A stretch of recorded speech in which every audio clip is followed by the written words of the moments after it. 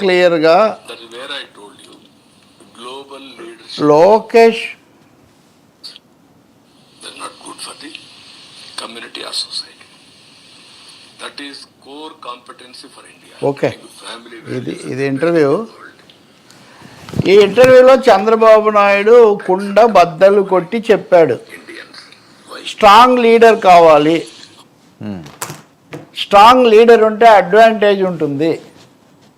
నేను రాజకీయాల్లోకి వచ్చినప్పుడు రాజకీయాలు నాకు వృత్తిగా ఉండకూడదు కానీ వ్యాపారాలు 2-3 వ్యాపారాలు చేశాను. లోకేష్ కావాలనుకుంటే వ్యాపారాలకు వెళ్ళి ఉండవచ్చు, వ్యాపారాలకు వెళ్లకుండా పార్టీలోకి వచ్చి సేవ చేయాలనే లైన్ తీసుకున్నాడు. స్ట్రాంగ్ లీడర్ ఉండడం అన్నది ఎప్పుడూ అడ్వాంటేజ్గా ఉంటుంది. ఓకే, మాది 45 సంవత్సరాల పార్టీ, మేము తెలుగు జాతికి సేవ చేయడానికి ఉన్నాము. అదే సమయంలో మేము జాతీయ కోణం కూడా ఉండటం మా ప్రత్యేకత, మా పార్టీ ప్రత్యేకత. కాబట్టి ఈ వారసత్వం ఇట్లాంటి మాటలు వీటన్నిటిని నేను సీరియస్గా తీసుకోను. కానీ స్ట్రాంగ్ లీడర్ ఉండటం మటుకు అడ్వాంటేజ్, స్ట్రాంగ్ లీడర్ ఉండటం చాలా అవసరం అని చంద్రబాబు నాయుడు కుండ బద్దలు కొట్టినట్టుగా దావోస్ వేదికగా లోకేష్ ఉండటం, ఆయన కావాలని రాజకీయాల్లోకి వచ్చాడు, సేవ చేస్తున్నాడు, వ్యాపారాన్ని వదిలిపెట్టాడు. మా పార్టీ 45 ఏళ్ల party, stress this your honour, 45 ఏళ్ల పార్టీ ఇది. కాబట్టి వీటన్నిటి ద్వారా చాలా స్పష్టంగా ఆయన లోకేష్ నాయకత్వం తెలుగుదేశం పార్టీకి, తెలుగుదేశం అంటే ఇప్పుడు అధికారంలో ఉన్న పార్టీ కాబట్టి అధికార పార్టీకి అని ఆయన చాలా స్పష్టంగా చెప్పాడు. ఆ ఇంటర్వ్యూ చేసిన రాహుల్ కున్వాల్ కూడా ఈ కామెంట్ అవగానే ఓ ఇట్స్ ఇంట్రెస్టింగ్ అన్నాడు. ఇప్పుడు ఆంధ్రప్రదేశ్లో లేదా తెలుగు రాష్ట్రాల్లో సాగుతున్న డిబేట్, ఉప ముఖ్యమంత్రి, ముఖ్యమంత్రి ఇవన్నీ సాగుతున్నటువంటి నేపథ్యంలో చంద్రబాబు నాయుడుకు తను మాట్లాడే మాటలు, తన ముందుకు వచ్చిన విషయము, వారసత్వం అనే అంశానికి ఉన్నటువంటి ప్రాధాన్యత తెలియదని మనం ఏం భావించడం. అడిగే వాళ్ళకు తెలుసు, చెప్పేవాళ్ళకు కూడా తెలుసు. కాబట్టి చాలా స్పష్టంగా వారసత్వం అది ఇది అంటారు కానీ దాంట్లో ఒక అడ్వాంటేజ్ ఉంది. అందుకనే మీరు చూడండి, సో మెనీ రీజనల్ పార్టీస్లో మీకు అది తెలుస్తుంది. అంటే 45 ఏళ్ల పార్టీ యొక్క వరవడి ఇవన్నీ కూడా కొనసాగాలంటే బలమైన నాయకుడు ఉండాలి.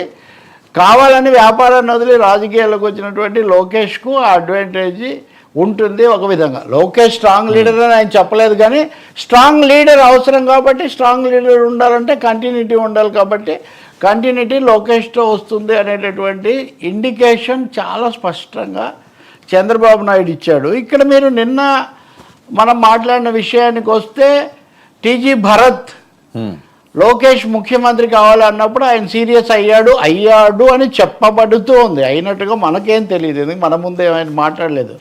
ఏమన్నారు అప్పుడు? సమయం సందర్భం లేకుండా మాట్లాడావు అన్నారు. సమయం సందర్భం లేకుండా మాట్లాడావు అన్నారే కానీ మాట్లాడింది తప్పు అని ఆయన అన్నట్టుగా ఈ కథనాల్లో కూడా లేదు.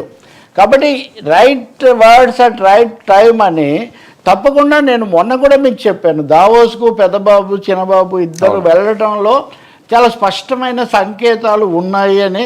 వాళ్ళు అక్కడికి వెళ్ళటము, అక్కడే వీళ్ళందరూ ఉండగానే లోకేష్ ముఖ్యమంత్రి కావాలని ఒక మంత్రి, ఆయనతోటి మంత్రి చెప్పడము, ఆయన కూడా పెద్దన్న పాత్ర మనదే అని, పెద్దన్న పాత్ర అని లోకేష్ అంతకుముందే చెప్పడం. మీరు sequence from Naravaripalle to Davos, మీరు సీక్వెన్స్ ఒక గీత కనుక గీసుకుంటే మీకు చాలా క్లియర్ అయిపోతుంది.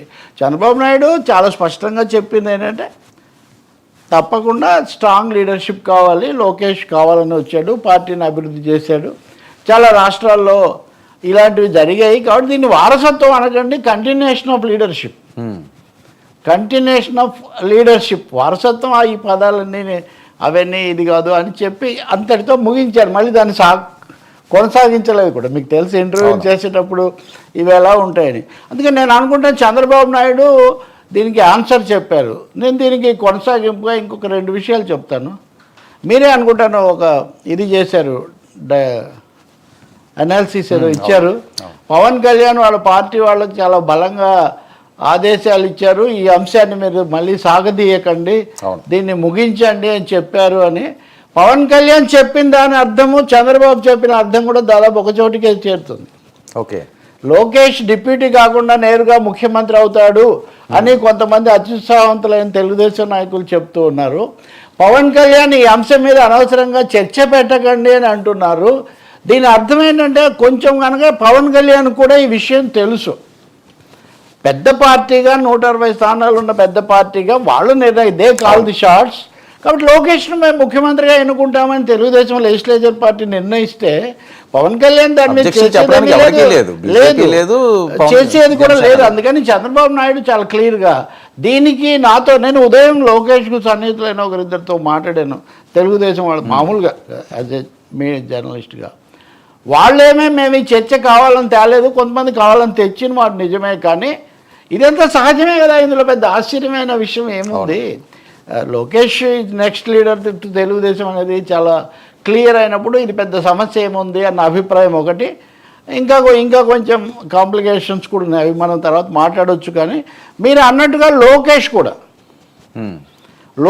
కూడా ఏమన్నాడు, ఇవన్నీ అనవసరం, ఈ చర్చలు ఎందుకు చేస్తారు, డిప్యూటీగా నాకు ఇప్పుడు చాలా చేతి నిండా పని ఉంది అన్నాడు. చేతి నిండా పని అంటే స్ట్రాంగ్ లీడర్షిప్, ఇంకేముంది. పార్టీని ప్రభుత్వాన్ని నడిపించాల్సిన దాంట్లో నాకు చాలా కీలక బాధ్యతలు బాబు గారు ఇచ్చారు, వాటిని నేను చేస్తున్నాను. అటువంటిప్పుడు ఈ డిప్యూటీ చీఫ్ మినిస్టర్ ఇట్లాంటి చర్చలు ఎందుకు పెడుతున్నారు అనే ఒక పరోక్షమైనటువంటి కామెంట్ కూడా ఆయన చేశారు. అందుకని ఆంధ్రప్రదేశ్ యొక్క నాయకత్వ సమస్యకు దావోస్లో సమాధానం దొరికిందేమో అని నేను అనుకుంటున్నాను. అక్కడ మీరు కనుక చాలా ఇంట్రెస్టింగ్గా రేవంత్ రెడ్డి